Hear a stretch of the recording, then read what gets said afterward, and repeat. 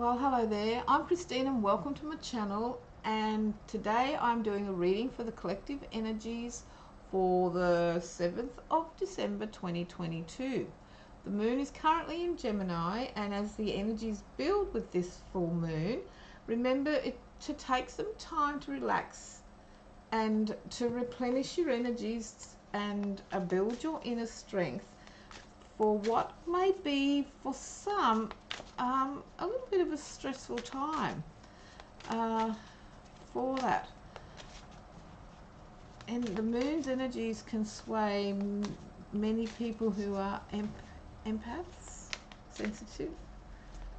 So I've just cut them into three, and I'll get these ones, put that there. I'm just going to use the angel that's flipped over and wanting to talk to us. It is the Knight of Water. All about emotional times and being able to ride the waves of change, falling in love, and for some maybe wedding proposals or engagement proposals, commitment proposals is what I would read that at. And just the need to balance our emotions during this time.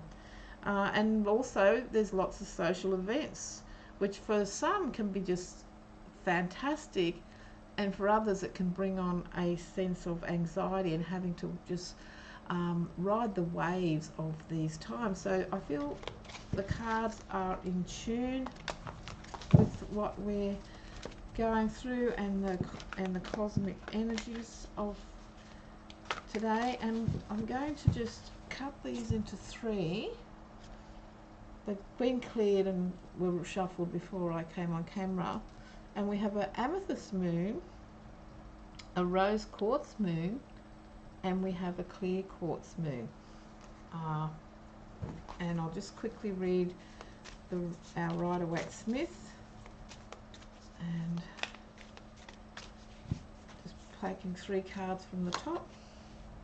We have the Justice, we have the King of Pentacles today, and we have the Knight of Pentacles.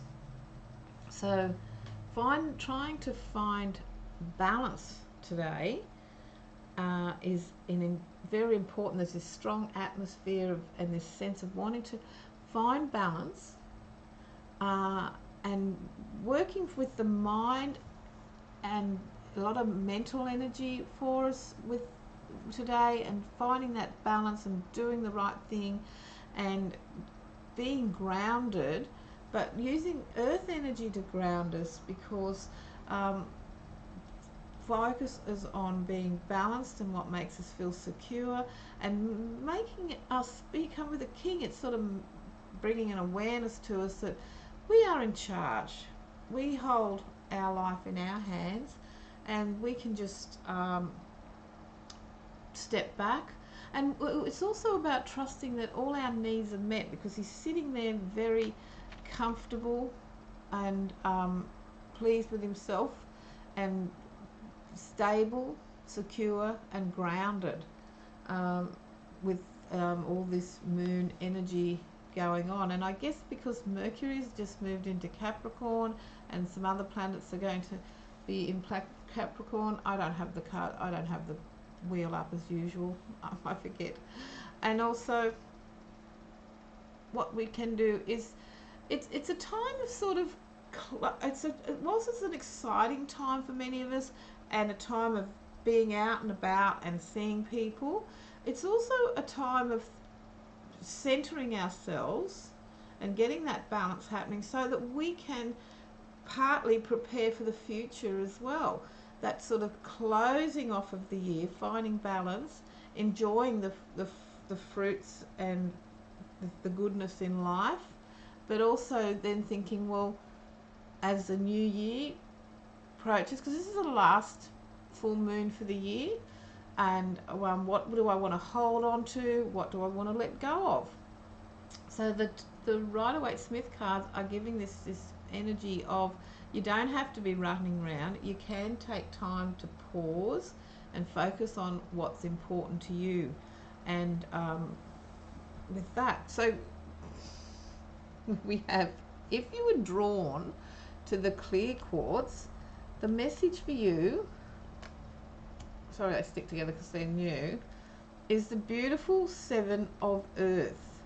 Seeds well planted and a temporary pause, and no need to worry unnecessarily with that, because we are planting seeds for the future, and it's what's going to small things we do now at the moment will lead to the future. So all our seeds are well planted during this time of the year. Even though there's sort of endings, there will be beginnings, and just something to think about with that, because the seeds that are planted in the last new moon in Sagittarius, we're having maybe pause as we do a lot of socialness, and the climate in the northern hemisphere prevents some growing, so that gives that sense of pause with heading towards the the longest night of the year, and the longest day of the year for us. So there's an energy with that. If you were drawn to the rose quartz, it's card 15, and for many of us there's a false sense of entrapment, and we have to be aware, tying in with our king because he's above the king, that if we're overly focused on material things, we can sort of start to feel that out of balance. And the Archangel Jophiel, which I am not familiar with that, I'm learning this deck. Just have a quick look with the angel guidance, because I think it's important to sort of connect with that a little bit if you felt in tune to it. The angels want you to know that the entrapment that you're feeling isn't real. So that could be like, as we say, it's that time of year and we're feeling all these social obligations, and having to think where we're spending our money, what we're doing, and who we're doing it with.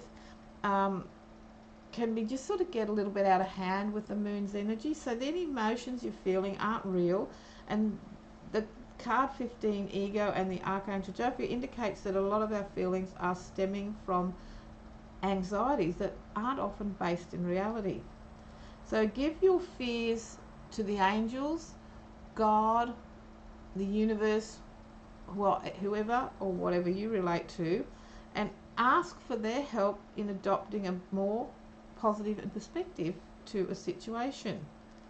So that is some wonderful. The Archangel Jophiel, I hope I'm saying that right, helps us experience beautiful emotions and think beautiful thoughts. So if you're into meditation and taking time out to relax and recharge during this sort of build up to the moon, especially if you're someone who's very sensitive to energies, you can call upon Angel Jophiel whenever you need a boost in how you feel about yourself and your life at the moment and the world, and knowing that it's up to you with these two cards because you hold it in your hand. So I think that's beautiful guidance with that.